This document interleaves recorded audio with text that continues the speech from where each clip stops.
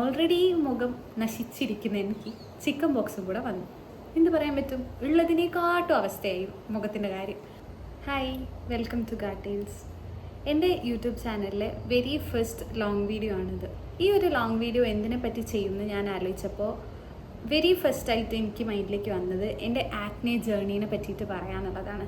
Because ഇന്ന് ഒരുപാട് പേർക്ക് റിലേറ്റ് ചെയ്യാൻ പറ്റുന്ന ഒരു കണ്ടീഷനായിരിക്കും അത്. സോ ഞാൻ നിങ്ങളുടെ അടുത്ത് ഇന്ന് ഷെയർ ചെയ്യാൻ പോകുന്നത് എൻ്റെ ആക്നെ ജേർണിയാണ്.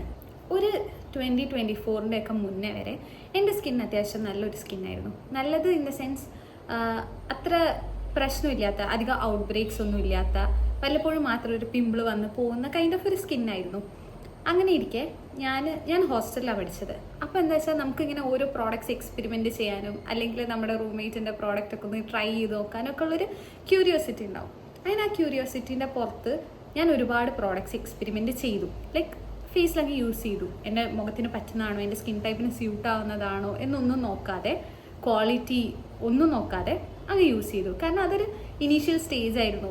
ഈ ഒരു സ്കിൻ കെയറിലേക്കൊക്കെ ഇറങ്ങുന്ന, അല്ലെങ്കിൽ അതൊക്കെ എന്താണെന്ന് അറിയാനുള്ള ഒരു ക്യൂരിയോസിറ്റീൻ്റെ പുറത്ത് അങ്ങനെ കുറച്ച് പ്രോഡക്റ്റ്സ് ഒക്കെ, എന്തൊക്കെയോ പ്രോഡക്ട്സ് ട്രൈ ചെയ്തു. മേ ബി എനിക്ക് തോന്നുന്നു അതിൻ്റെയൊക്കെ ഒരു ആഫ്റ്റർ എഫക്റ്റ് ആയിരിക്കാം എന്ന്, ഐ എം നോട്ട് ഷുവർ എന്ന് എനിക്ക് തോന്നുന്നു. അത് അങ്ങനെയൊക്കെ ചെയ്ത് കുറച്ച് കാലം കഴിഞ്ഞ് ഒരു 2024 ഒക്കെ ആ ഒരു എൻഡിലേക്കൊക്കെ എത്തിയ സമയത്ത് എൻ്റെ സ്കിന്നിലേക്ക് അത്യാവശ്യം നല്ല പോലെ പിമ്പിൾസ്, ആക്നേസ് ഒക്കെ വരാൻ തുടങ്ങി. ഈ പിമ്പിൾ എന്ന് പറയുന്നത് നമ്മുടെ ആക്നി എന്ന് പറയുന്നത് ഒരു സ്കിൻ കണ്ടീഷനാണ്. ആ സ്കിൻ കണ്ടീഷൻ്റെ ഒരു സിംറ്റമാണ് ഈ പിമ്പിൾ. അപ്പോൾ എൻ്റെ മുഖത്ത് അത്യാവശ്യം പിമ്പിൾസ് വരാൻ തുടങ്ങി. ഇനീഷ്യലി ഞാൻ അത് അത്ര കെയർ ചെയ്തില്ല, കാരണം എനിക്ക് മുന്നേയും പിമ്പിൾസ് വരാറുണ്ട്. പക്ഷേ ഇപ്പോൾ വന്ന പിമ്പിൾസ് പോകുന്നില്ല എന്ന് വെച്ചാൽ ഒരാൾ വരും, പിന്നെ അവരടുത്ത ആളെ കൊണ്ടുവരും, പിന്നെ അതിൻ്റെ അടുത്ത ആൾ വരും. അങ്ങനെ ഒരു കുടുംബമായിട്ട് അവരെൻ്റെ മുഖത്തുനിന്ന് താമസിക്കാൻ തുടങ്ങി. അങ്ങനെ നോക്കുമ്പോൾ എൻ്റെ ഇവിടെ നെറ്റിയുടെ ഇവിടെയൊക്കെ ഇങ്ങനെ തരി കുഞ്ഞി കുരു വരാൻ തുടങ്ങി. അപ്പോൾ ഞാൻ വിചാരിച്ചു ഇതെന്താ ഇങ്ങനെയെന്ന് വിചാരിച്ച്, എന്നിട്ട് ഞാൻ പ്രോഡക്റ്റ്സ് ഉപയോഗിക്കുന്നത് നിർത്തിയില്ല, എന്തൊക്കെയോ അപ്പോഴും ഉപയോഗിക്കുന്നുണ്ട്. അങ്ങനെ ഉപയോഗിച്ചുകൊണ്ടിരുന്നു. പിന്നെ കുറച്ച് കഴിഞ്ഞപ്പോൾ ഇത് വന്നവർ പോവും. പക്ഷെ പോകുമ്പോൾ ഇവർ നല്ല അടിപൊളിയായിട്ടുള്ള ഒരു കറുത്ത മാർക്ക്, അല്ലെങ്കിൽ ഈ പിമ്പിൾ വന്ന് പോയതിൻ്റെ ഒരു അടയാളം എന്നൊക്കെ പോലത്തെ കുറച്ച് സാധനങ്ങൾ മുഖത്ത് അവിടെ ഇവിടെയൊക്കെ വെച്ച് തുടങ്ങി. എൻ്റെ ഇവിടെ ഒരു വലിയൊരു പിമ്പിൾ ഉണ്ടായിരുന്നു. വലുതെന്ന് വെച്ച് കഴിഞ്ഞാൽ അതിനുള്ളിൽ എന്താണെന്ന് അറിയാൻ എനിക്ക് അത്രയും, അത് കീറി നോക്കിയാലോ എന്ന് വരെ എനിക്കൊരു ടെൻഡൻസി ആയിരുന്നു. കാരണം അത്രയും വലുത്. എന്നിട്ട് തുടങ്ങുന്ന സമയത്ത് അത് നല്ല പെയിൻഫുൾ ആയിരിക്കും, പിന്നെ അതിൻ്റെ പെയിനൊക്കെ കുറയും. പക്ഷേ ഈ ആൾ അവിടെ തന്നെ ഉണ്ടാവും, ഉള്ളിൽ എന്തോ കാര്യമായിട്ട് പരിപാടിയുള്ള പോലെ അവിടെ തന്നെ ഉണ്ടാവും. പിന്നെ എപ്പോഴോ കുറേ കഴിഞ്ഞിട്ട് അതങ്ങ് താനെ അമർന്നു പോയി. ഞാനിതൊന്നും അത്ര സീരിയസ് ആക്കി എടുത്തിട്ടില്ല. ഞാൻ കൺസൾട്ടേഷൻ എടുത്തില്ല. അതാണ് ഞാൻ ചെയ്ത ഫസ്റ്റത്തെ മിസ്റ്റേക്ക്. അന്നേ ഞാൻ കൺസൾട്ടേഷൻ എടുത്തിരുന്നെങ്കിൽ ചിലപ്പോൾ കുറച്ചുകൂടി വേഴ്സ് ആവാതെ എനിക്ക് ഈ ആക്നെയൊക്കെ കൺട്രോൾ ചെയ്യാൻ പറ്റുമായിരുന്നു എന്ന് എനിക്കിപ്പോൾ തോന്നുന്നു. ബോധം വെച്ചപ്പോൾ തോന്നുന്നു. കുറച്ച് കഴിഞ്ഞപ്പോൾ ഇതൊക്കെ കൂടാൻ തുടങ്ങി. ആളുകൾ ചോദിക്കാൻ തുടങ്ങി, എന്താ മുഖത്ത് ഇതെന്താ പെട്ടെന്ന് ഇങ്ങനെ ആയേ, എന്താ ഉപയോഗിച്ചേ, എന്താ വാരി തേച്ചേ, ഇങ്ങനെയൊക്കെ. അപ്പോൾ അത് നമുക്കൊരു ഇൻസെക്യൂരിറ്റി നമ്മുടെ ഉള്ളിൽ ബിൽഡ് ചെയ്യും. എന്തൊക്കെ പറഞ്ഞാലും നമ്മൾ എത്രയൊക്കെ കോൺഫിഡൻ്റ് ആണെന്ന് പറഞ്ഞു കഴിഞ്ഞാലും ഇങ്ങനെ റിപ്പീറ്റഡ് ആയിട്ട് കേട്ടുകൊണ്ടിരിക്കുമ്പോൾ നമ്മൾ അതിനെക്കുറിച്ച് കുറച്ച് കോൺഷ്യസ് ആവാൻ തുടങ്ങും. അങ്ങനെ ഇരിക്കെ എനിക്ക് കോളേജിൽ പ്ലേസ്ഡ് ആയിട്ട് ഞാൻ ഹൊസൂരിക്ക് ഷിഫ്റ്റ് ചെയ്തു. അവിടുത്തെ ക്ലൈമറ്റ് കണ്ടീഷൻ ഇവിടുത്തെ ആയിട്ട് ഭയങ്കര ഡിഫറെൻ്റ് ആയിരുന്നു. മേ ബി അതുകൊണ്ടാണോ എന്നറിയില്ല, പണ്ടുള്ളതിനെക്കാട്ടും ഇരട്ടിയായിട്ട് ഇവരൊക്കെ വീണ്ടും വരാൻ തുടങ്ങി. വീണ്ടും വരാമെന്ന് വെച്ച് കഴിഞ്ഞാൽ അത്യാവശ്യം നല്ല പോലെ ഇങ്ങനെ ഈ ചീക്ക് ഏരിയാസ്, നെറ്റ് പിന്നെ റെസ്റ്റ് ആയിരുന്നു കേട്ടോ. ആ കുഞ്ഞു കുരുക്കൾ വന്ന് അവർ പോയതല്ലാതെ പിന്നെ അവർ വേറെ ആരെയും കൊണ്ടുവന്നില്ല. പക്ഷേ ഈ ഭാഗം, അതുപോലെ തന്നെ ഈ നമ്മുടെ താടിയുടെ ഭാഗത്തൊക്കെ അത്യാവശ്യം നല്ല പോലെ പിമ്പിൾസ് ഉണ്ടായിരുന്നു. എനിക്ക് പിന്നെ തോന്നി തുടങ്ങി, ചിലരൊക്കെ നമ്മളെടുത്ത് സംസാരിക്കുമ്പോൾ നമ്മുടെ ഈ മാർക്സിലേക്കാണ് അവർ കൂടുതൽ ശ്രദ്ധിക്കുന്നത്. നമുക്കൊരാളുടെ കണ്ണുകൾ ശ്രദ്ധിച്ചാൽ അറിയാൻ പറ്റുമല്ലോ. അങ്ങനെ വരെ എനിക്ക് തോന്നി. അപ്പോൾ എനിക്കൊരു ഭയങ്കര അൺകംഫർട്ടബിൾ ആയി തുടങ്ങി. ഞാൻ എന്നെ തന്നെ, എൻ്റെ കോൺഫിഡൻസിനെ തന്നെ അത് ബാധിക്കാൻ തുടങ്ങി. അങ്ങനെയൊക്കെ ഒരു 2025 ഏപ്രിലായപ്പോൾ എനിക്ക് ചിക്കൻ ബോക്സ് വന്നു. ഓൾറെഡി മുഖം നശിച്ചിരിക്കുന്ന എനിക്ക് ചിക്കൻ ബോക്സും കൂടെ വന്നു. എന്ത് പറയാൻ പറ്റും, ഉള്ളതിനേക്കാട്ടും അവസ്ഥയായി മുഖത്തിൻ്റെ കാര്യം. അത് മാത്രമല്ല, ഈ ചിക്കൻ ബോക്സ് വരുമ്പോൾ നമുക്കൊന്നും ചെയ്യാൻ പറ്റില്ലല്ലോ മുഖത്ത്. മര്യാദയ്ക്കൊന്നും പ്രോപ്പറായിട്ട് നമുക്ക് വാഷ് ചെയ്യാനോ സോപ്പ് യൂസ് ചെയ്യാനോ ഒന്നും പറ്റില്ല. സോ ഉണ്ടായിരുന്നത് കൂടുതൽ വേഴ്സായി. അതിൻ്റെ കൂടെ ഈ ചിക്കൻ ബോക്സിൻ്റെ മാർക്സും നല്ല പോലെ. എൻ്റെ മുഖം എന്ന് വെച്ചാൽ അത്രയും വൃത്തികേടായിരുന്നു. ഞാൻ അതിൻ്റെ ഫോട്ടോ ഉണ്ടാവും, ഞാനിവിടെ പ്ലേസ് ചെയ്യാം. അത്രയും മോശമായി. അങ്ങനെ ഇരിക്കെ എൻ്റെ ഒരു മാമിൻ്റെ സിസ്റ്റർ ഇൻ ലോ കോസ്മെറ്റോളജിസ്റ്റ് ആണെന്ന് പറഞ്ഞിട്ട് എനിക്ക് നമ്പർ തന്നു. അങ്ങനെ ഞാൻ ഓൺലൈനായിട്ട് കൺസൾട്ടേഷൻ എടുത്തു. ആ മാം എനിക്ക് ഒരു ഡെർമാക്കോൻ്റെ സൺസ്ക്രീൻ, മോയ്സ്ചറൈസർ, അതുപോലെ തന്നെ നിയാസിനമൈഡിൻ്റെ സെറം, പിന്നെ ഒരു സാൽസിലിക് ആസിഡ് ഫേസ് വാഷ്, ഇത് 4 എനിക്ക് റെക്കമെൻഡ് ചെയ്തു. ഞാനത് യൂസ് ചെയ്തു. ആൻഡ് അത് യൂസ് ചെയ്തപ്പോൾ എനിക്ക് റിസൾട്ട് ഉണ്ടായിരുന്നു നല്ല പോലെ.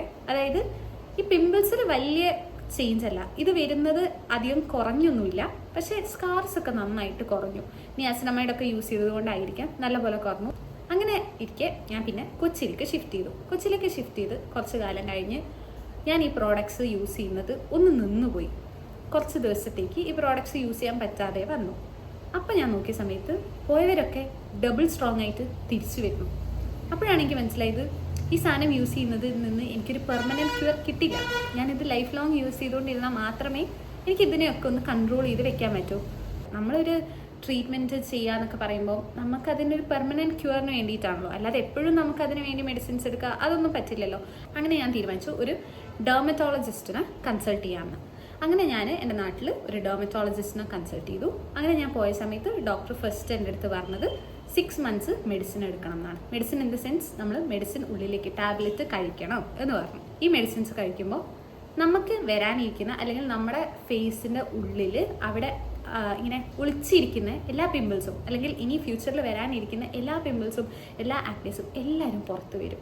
ഈ 6 months പീരീഡിൽ നല്ലപോലെ മുഖം മോശമാവും ഇൻ ദ സെൻസ് ഇവരൊക്കെ പുറത്തേക്ക് വരികയല്ലേ, അപ്പോൾ മുഖത്ത് സ്ഥലം ഉണ്ടാവില്ലല്ലോ അങ്ങനെ. പക്ഷേ ഡോക്ടർ പറഞ്ഞു അത് ഈ 6 മാസത്തിനുള്ളിൽ തന്നെ ഇവരൊക്കെ വന്ന് പോയി സ്കിന്ന് നല്ല പോലെ ആവും. അതിനാണ് ഈ 6 മാസത്തെ ടൈം പീരീഡ് പറയുന്നതെന്ന് പറഞ്ഞു. ആൻഡ് ഇതിൻ്റെ കൂടെ തന്നെ ഡോക്ടർ എല്ലാം പറഞ്ഞു ഇതിൻ്റെ ട്രീറ്റ്മെൻറ്റിന് എത്ര എക്സ്പെൻസീവ് ആണ്. ബിക്കോസ് ഈ മെഡിസിൻ കുറച്ച് എക്സ്പെൻസീവാണ്. ഈ മെഡിസിൻ്റെ പേര് ഞാൻ പറയില്ല. കാരണം എന്താണെന്ന് വെച്ച് കഴിഞ്ഞാൽ ഈ മെഡിസിൻ ഒരു മെഡിക്കൽ സൂപ്പർവിഷനിൽ മാത്രം എടുക്കാൻ പാടുള്ള ഒരു മെഡിസിനാണ്. It is contraindicated in pregnancy. അതുപോലെ പ്രഗ്നൻസി പ്ലാൻ ചെയ്യുന്നവരിൽ ഈ മെഡിസിൻസ് റെക്കമെൻഡ് ചെയ്യാറില്ല.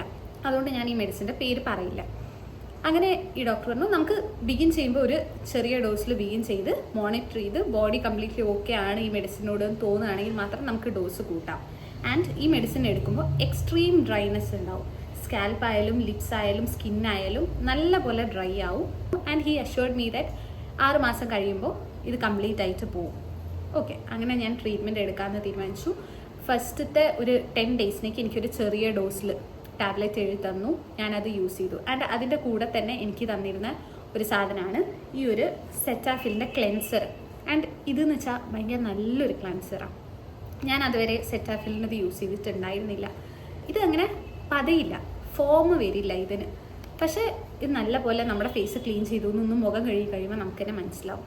അന്ന് തൊട്ടിട്ട് ഞാൻ May 30th ഫസ്റ്റായിട്ട് കൺസൾട്ട് ചെയ്യുന്നത്. അന്ന് തൊട്ടിട്ട് ഇന്ന് വരെ ഞാൻ ഇത് തന്നെയാണ് യൂസ് ചെയ്തുകൊണ്ടിരുന്നത്. ആൻഡ് ഇതിൻ്റെ കൂടെ ഞാൻ ഡോക്ടറെ അടുത്ത് ചോദിച്ചു എനിക്ക് വേറെ മോയ്സ്ചറൈസർ സൺസ്ക്രീൻ എന്തെങ്കിലും എഴുതി തരുമോ അങ്ങനെ ചോദിച്ചു. അപ്പോൾ ഡോക്ടർ പറഞ്ഞു അതിനൊന്നും ആവശ്യമില്ല. കാരണം എന്താ വെച്ചാൽ നമ്മളിപ്പോൾ കഴിക്കുന്ന മെഡിക്കേഷൻ സ്കിന്നിനെ ഡ്രൈ ആക്കി ഇപ്പോൾ ഉള്ള ഈ ലെയർ ഓഫ് സ്കിന്നിനെ അങ്ങ് പീൽ ചെയ്ത് കളയും. സോ എന്തിന് നമ്മൾ ഓൾറെഡി പോകാൻ പോകുന്ന ഒരു സ്കിന്നിനെ വീണ്ടും നമ്മൾ വേറെ ഇങ്ങനെ എക്സ്പെൻസീവ് ആയിട്ട് മോയ്സ്ചറൈസർ സൺസ്ക്രീനൊക്കെ യൂസ് ചെയ്യുന്നത്? ഇത് പോയി കഴിഞ്ഞ് പുതിയ സ്കിൻ വരും. അപ്പോൾ നമുക്ക് എപ്പോഴാണോ വേണ്ടത് ആ പോയിന്റ് എത്തുമ്പോൾ ഡോക്ടർ എഴുതി തരാമെന്ന് പറഞ്ഞു. അങ്ങനെ 10 days മെഡിക്കേഷൻ എടുത്തു. 10 days എടുക്കുമ്പോൾ അത് ലോവർ ഡോസാണ്. അതിൻ്റെ ഒരു 2ാമത്തെ ദിവസം എടുത്തപ്പോൾ തന്നെ എൻ്റെ മുഖത്ത് 2-3 പേര് വന്നു. ഇവിടെ 2 എണ്ണം, ഇവിടെ 1 എണ്ണം വന്നു. അതും അത്യാവശ്യം വലുത്, നല്ല വേദനയുള്ളത്. അപ്പോൾ എനിക്ക് പേടിയായി. ഇതുപോലത്തെ ഒരു 5-6 പേരും കൂടി വന്നാൽ എൻ്റെ മുഖത്ത് സ്ഥലമില്ല, ചെറിയ മുഖമല്ലേ, സ്ഥലമില്ല. അങ്ങനെ ഞാൻ പേടിച്ചിരുന്നു. ഗൂഗിളിൽ ഇത് തന്നെയാണ് പറയുന്നത്, ഇതിങ്ങനെ വരും പിന്നെ അത് പോകും. അപ്പോൾ ഞാൻ ട്രസ്റ്റ് ദ പ്രോസസ് എന്നാണല്ലോ, ഞാൻ പ്രോസസ്സിനെ ട്രസ്റ്റ് ചെയ്തു. അതിന് 10 days കഴിഞ്ഞ് വീണ്ടും പോയ സമയത്ത് ആളെൻ്റെ അടുത്ത് പറഞ്ഞു ഡ്രൈനെസ് ഉണ്ടായിരുന്നു വെച്ചു. എനിക്കങ്ങനെ എക്സ്ട്രീം ഡ്രൈനെസ് ഒന്നും ഉണ്ടായിരുന്നില്ല. അത് ഞാൻ പറഞ്ഞു അത്ര ഡ്രൈനെസ് ഒന്നുമില്ല. ഞാൻ പറഞ്ഞു പിമ്പിൾസ് വന്നു, 2-3 എണ്ണം വന്നു. അവിടെ ഡോക്ടർ എന്നോട് ഇതൊന്നും അല്ല, ഇനി വരാനിരിക്കുന്നേ ഉള്ളൂ, അങ്ങനെയാണ് ഡോക്ടറിൻ്റെ അടുത്ത് പറഞ്ഞത്. അത് കഴിഞ്ഞ് എനിക്ക് ഡോസ് കൂട്ടി തന്നു.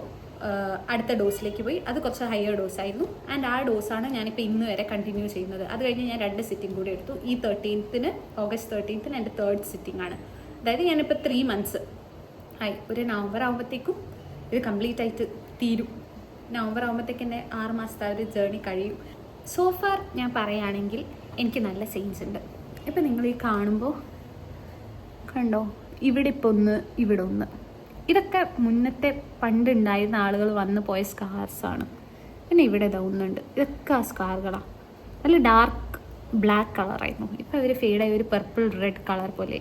പിന്നെ ഇവിടെ ഒന്നുണ്ട്, ഇതാണിപ്പോൾ ഉള്ളതിൽ വെച്ച് ഏറ്റവും വലിയ ആൾ. അപ്പോൾ ഇത് മാറുന്നുണ്ട്, എനിക്കെന്നെ മനസ്സിലാവുന്നുണ്ട്. എൻ്റെ സ്കിന്നിൽ നല്ല വ്യത്യാസം വരുന്നുണ്ടെന്ന് എനിക്കെന്നെ മനസ്സിലാവുന്നുണ്ട്. സ്കിന്ന് കുറച്ചുകൂടി ക്ലിയർ ആവുന്നതായിട്ട് എനിക്ക് മനസ്സിലാവുന്നുണ്ട്. കാരണം എൻ്റെ മുന്നത്തെ ഫോട്ടോ ഞാൻ കാണിച്ചു തരാം, അപ്പോൾ നിങ്ങൾക്ക് മനസ്സിലാവും എന്തുമാത്രം വേഴ്സ് സിറ്റുവേഷനാണ് ഞാനിപ്പോൾ എൻ്റെ ഫേസിലേക്ക് ഇങ്ങനത്തെ ഒരു സ്റ്റേജിലേക്ക് എത്തിയതെന്ന്. അപ്പം അതൊക്കെയാണ് എൻ്റെ ഒരു ഇതുവരെയുള്ളൊരു ആക്നെ ലൈഫ് എന്ന് പറയുന്നത്. ഇനിയിപ്പോൾ നവംബർ ആകുമ്പോൾ ഇത് കഴിയും, ട്രീറ്റ്മെൻറ്റ് കഴിയും. അപ്പോൾ ഞാൻ ഇതിൻ്റെ സെക്കൻഡ് പാർട്ട് ഇടും. അത് ഒരു നല്ല പോസിറ്റീവ് ആയിരിക്കും എന്നാണ് ഞാൻ വിശ്വസിക്കുന്നത്. ലൈക്ക് എൻഡ് റിസൾട്ട് ഔട്ട്പുട്ട് എന്താണെന്ന് അറിയണമല്ലോ. എന്തായാലും ഞാൻ ഇടുന്നതാണ്. അപ്പോൾ ഇത്രയൊക്കെ എനിക്ക് പറയാനുള്ളൂ. ഞാനിപ്പോഴും ആ ട്രീറ്റ്മെൻറ്റ് കണ്ടിന്യൂ ചെയ്യുന്നുണ്ട്. നവംബർ വരെ എന്തായാലും ട്രീറ്റ്മെൻറ്റ് ഉണ്ടാവും, നോക്കാം എന്താവുമെന്ന്. സോ അത്രയൊക്കെ തന്നെയുള്ളൂ എനിക്ക് പറയാൻ വേണ്ടിയിട്ട്.